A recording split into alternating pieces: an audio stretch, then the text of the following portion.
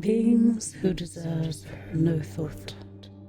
Those who petal the tired gotcha that all life hastens entropy. They are fatuous little nihilists who pretend to prefer no existence to a flawed one. They bore me.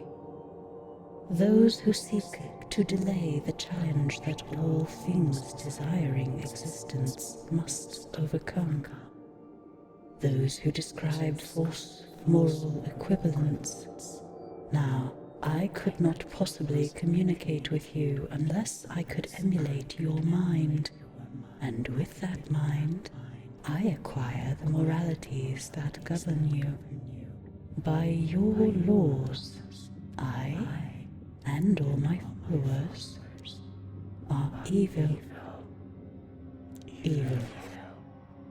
Since that first molecule coiled in the primordial sea, not one earthborn thing has known a monster like me.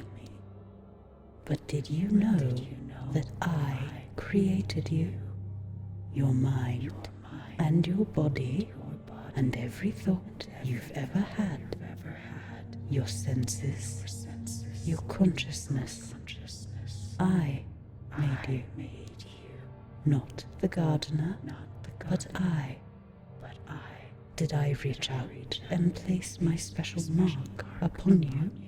No, nothing so crude. In the beginning, your world was a garden too. The whole floor of the world sea was a mat of bacteria, and the very first animals, adorable little blobs of ooze, grazed upon that mat in endless idleness. They had no concept of the existence of other beings. Why would they? Their most complex function was a kind of gentle spasm to scoot forward whilst they grazed, and if they bumped into each other on that warm seabed, all they did was ooze onwards, untroubled. There was nothing to their life except the uptake of carbon compounds from the bacterial bed. And then, one day, the fall occurred, so much earlier and so much more necessary than your myths remember.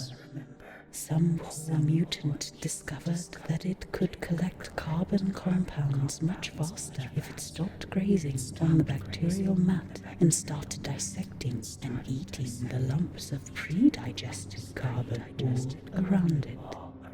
Its neighboring ooze balls. It couldn't help but do it. It couldn't help but thrive. We don't get a choice about the rules. We just play the game. It was the first defector, the first predator. It changed everything.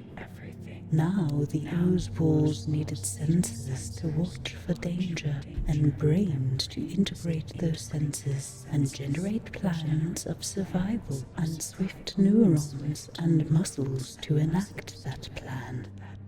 This was the Cambrian explosion, the great birth of complex life on your world. I caused it.